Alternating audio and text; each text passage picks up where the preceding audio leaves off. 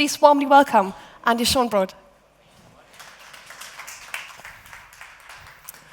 So good afternoon, and thank you for joining our session in the second half of the second day already. So before we deep dive into how you can manage and lead the people side of digital transformation, let me tell you a little bit about Prosci.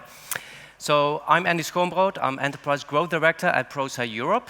Prosci is a global company supporting organizations with the people side of change. So what we do with our research-based solutions is helping organizations to build change capabilities and bringing change management approaches to our digital transformation efforts to make sure that they actually achieve the desired outcome, return on investment, and everything we had in mind when we started these initiatives. So at the conference, if you need more information, if you want to further discuss how we could support you, I'm not alone at the conference. Together with me is Andrea Lauré and Gert Jansen. Not sure where he is, but somewhere in the room. So there he is. So if you have any additional question after the presentation, please feel free to reach out to us, and we're happy to discuss anything I mentioned in my presentation. So let's start with this not so original slide. So probably every article you read about change or transformation starts with the same few sentences. We live in times of bigger change and faster change and VUCA worlds. And like I said, it's not a very original slide, but just walk in any organization and start to make a list of all the changes, from small initiatives to large transformation programs that are happening at the same time. And you'll probably be surprised by how long that list is. And that's a lot of digital transformation, but even more if you look at all the other changes happening in organizations. So we as an organization need to prepare ourselves to deal with all these changes and make sure that every initiative we start is actually able to deliver the intended outcome. And I hope to show you in the next 18 minutes or 15 minutes how the people side can make a difference in that journey. So if we look at digital change or transformation, maybe first let's start with defining what a change is. And that's actually very simple. It's just doing something different tomorrow than how we do it today. We select an ERP system, and tomorrow we use it. We choose some AI tools, and tomorrow we use it. And often, if we look at that transition, we look at it from an organizational perspective. So the organization needs to use a new ERP system. The organization needs to move to the cloud or use AI tools. However, I never saw an organization using an AI tool. I saw people use it. So the true element of this transformation is not the organization, it's the people in the organization. So if we want to make sure that the organization in the future state achieves the outcome, the return on investment, the benefits from all these great technical solutions, we need to make sure that people are willing and able to adopt and use it in the right way. And if we are able to support everyone to make that individual journey, we as an organization will probably achieve what we set out to do from the beginning. However, if we lose people along the way, how could you expect that your perfect solution will deliver the intended outcome? Or if people are not able to do it proficiently in the future state or fall back in the old way of working, how can we assure quality and benefits on the longer term?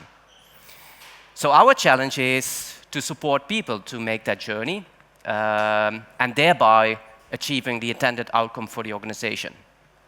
So what we try to do if we have a good reason for change or using a new solution, combining the technical side, and I think we heard some really great examples at the conference the last 2 days about solutions and, well, technology that can help us to improve, but we need to add the people side to it, how we engage people and support them to adopt and use, and that will at the end lead to the success we are hoping for. So over the last 1.5 years, we as Prosci did some AI research, AI adoption research. And one of the things we see in that research is that many initiatives we start now with AI are actually not yet delivering the outcome like it should. We have great ideas and there's great technology coming to us, but it's actually not delivering yet.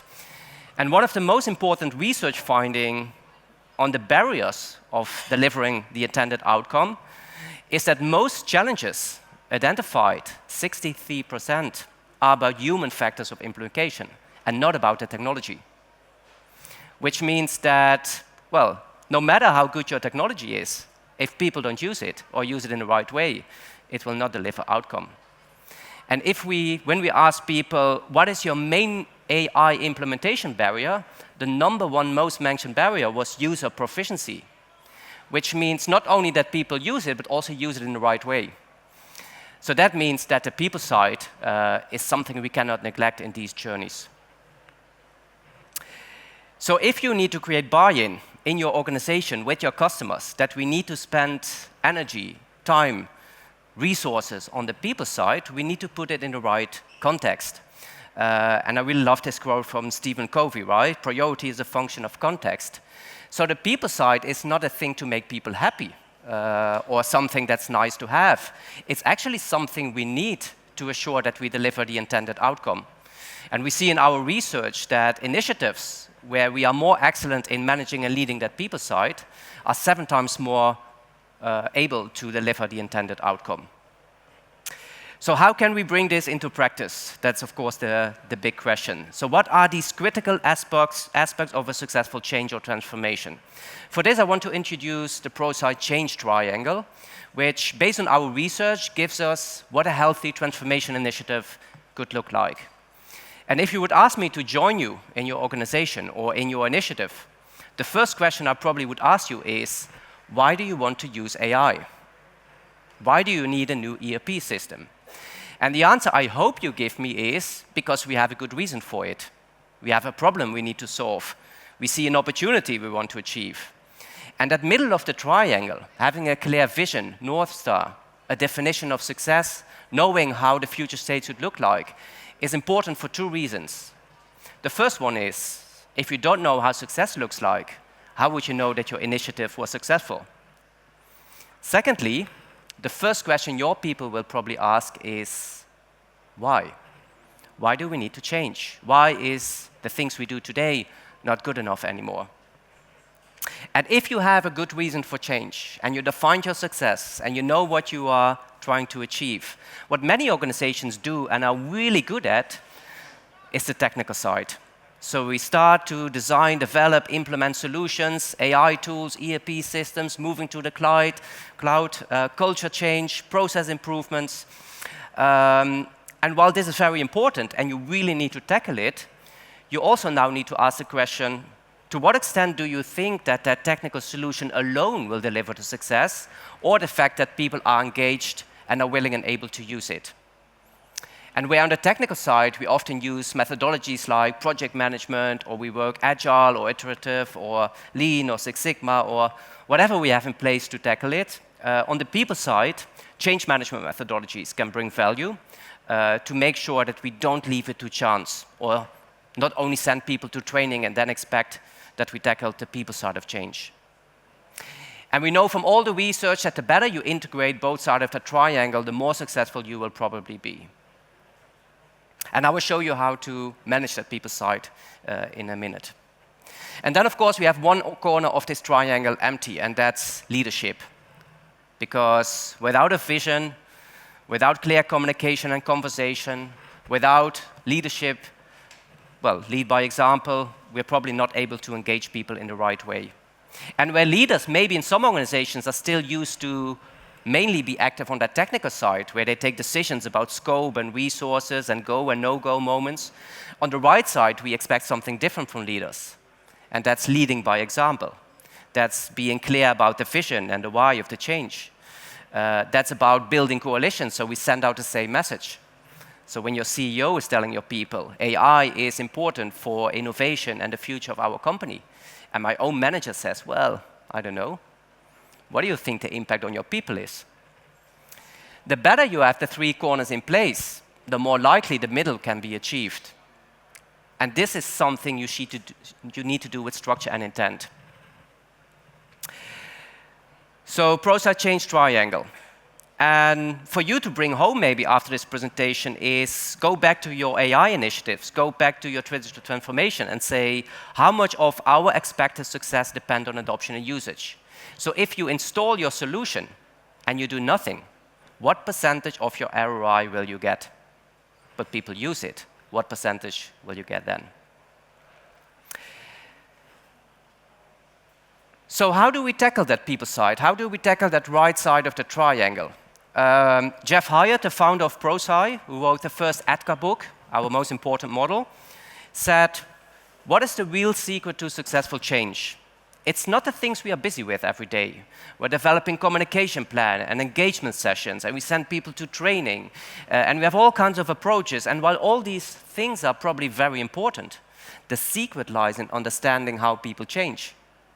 Because if you understand how change works, and you can facilitate one person in making the change successful on the individual level, you can apply these insights on 5, 50, 500, and 5,000 people.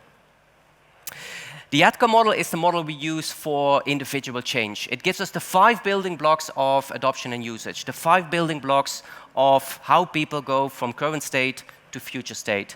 And I quickly want to run through these 5 building blocks and then show you how you, in a really practical way, can use it on an AI or an ERP or whatever digital transformation you are working on.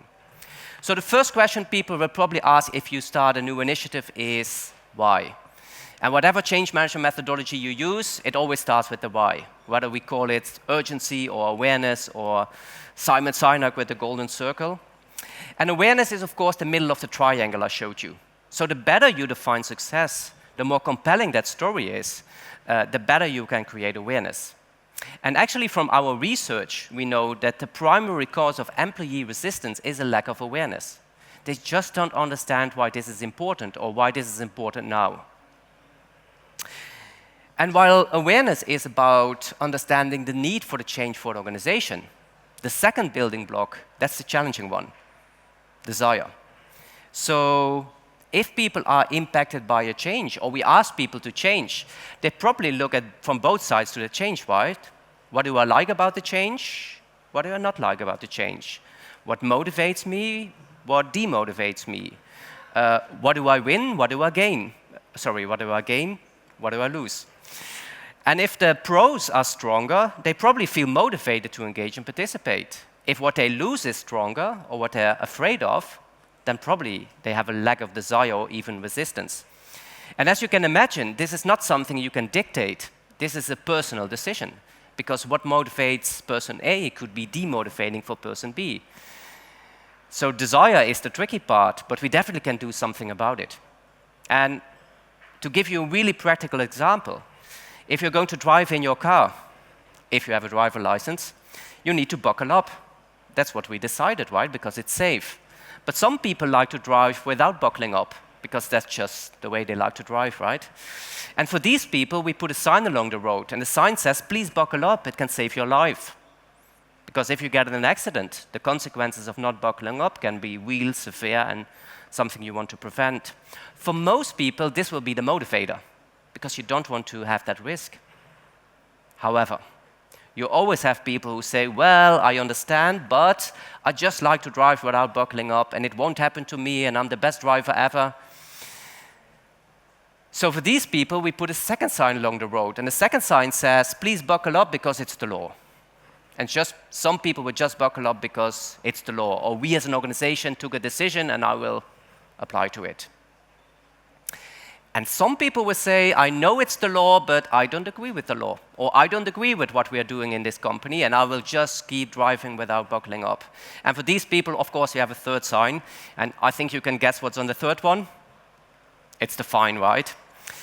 So actually, we know from all the research on change that punishment is not an effective way to engage people in the change, so try to find the wins. However, it's a funny example, I think. So if you were able to create awareness and desire, then we go to knowledge. And why knowledge comes after awareness and desire is because you can send everybody to training to learn your AI tool. If they don't have a clue why this is important or don't feel motivated to learn, how effective will that training be? You still need to do it, right? And when people have knowledge and skills, sometimes we stop. We think, well, everybody is trained, now we can do it, and now we will be successful. But do these people also have the ability to implement that knowledge and skills in their day-to-day work? So the next step should be, do people have the ability? And this is actually what we saw in the AI research, the difference between knowing how to use the tool and knowing how to use it proficiently. And that's something different, right? And the thing with ability is that if you achieve it, that's where you start to close the gap between a solution and success through adoption and usage. And then, of course, there's one building block left, and that's making sure that we stick to it, and that's reinforcement. How can we strengthen it? How can we make sure that this is actually something for the future, and we are ready to improve it, and we are ready to sustain it, and achieve success on the long term? So the 5 building blocks of individual change. And if you're going to use this on AI adoption, you can use this as an approach to develop a change management plan or a change management blueprint. The first thing then you need to do is, of course, understanding what the adoption is we expect. And with AI, we defined 3 levels of AI adoption. The first one is the individual level. That's where people use generative AI in a day-to-day work, and we hope that their work will cost less time and the quality is higher, less mental strain, more enjoyment, all the promises we have. However, if it's on the team level, on the organizational level, adoption and usage probably is something different from individuals. So this is a starting point. What are we actually talking about? What do we expect from people if they engage in that journey? And then, let's take the individual level example. You can start to apply ADKAR to it. So let's make a blueprint using ADKAR for individual AI adoption. And based on our research, we know that there are all kinds of effective tactics you can do, like engage people early in AI discussions, AI skills democratization, being tangible and specific about what you expect from people, having room for experimentation, and all kinds of other stuff we can do. And if you even have more time, well, you can do a lot of additional stuff. And probably if we would sit in a room for 10 minutes, all of us could even come up with more tactics that are effective. And we will give you the research we did with all kinds of best practices which you can use if you are dealing with AI adoption in your organization. So very simple, but very effective if you start early and you do it in the right way. And obviously, the tactics for AI adoption are different than the tactics for ERP implementation. So you really need to customize and scale based on what you try to achieve and what you expect actually people to do. It's probably a little bit too many words on one slide, but hopefully it's clear what we mean with it. And then, of course, you can think, well, this plan I created is the best thing ever. No one ever created a good change management plan like this, but then you need to check if it's actually doing the job right. And ADKAR is also a really nice way to measure, understand, and support people with the right things. Because you can expect that people are not using it because they don't know how, and you start to explain again, and you send them to training again. But if the barrier is still on desire, then you're pushing the wrong button. So be in the know. Make sure you know where you need to support people. And this actually shows us how change management is always an iterative approach, even if the plan looks like this. So we're ending the presentation. I have a little bit more than 1 minute. So the purpose of the presentation was hopefully to inspire you a little bit with some insights on the people side, and that it needs structure and intent if we want to do it successfully. And the Prosci methodology is a structured approach which can be scaled to very small initiatives, to large transformations, to really tackle that people side, integrate it with the technical side, and activate leaders as effective sponsors for change. And we know from our research as well that this is something you can do on one project, but it's even giving better results if you grow change muscle in your organization, if you develop change capabilities on the longer term. And that's also something we help with. So key takeaways, hopefully for change done right, for digital transformation. Make sure you have an intentional approach for the people side of change, for your must-win initiative. Make sure all people who need to do something to make a change successful have the right competency to lead or manage change. And then on the long term, develop organizational change capabilities for future change. And that's what I wanted to share with you today. So I used some research from our AI adoption research. You can use the QR code. It's probably not the first one you used in the conference, to download our research report. So please do so.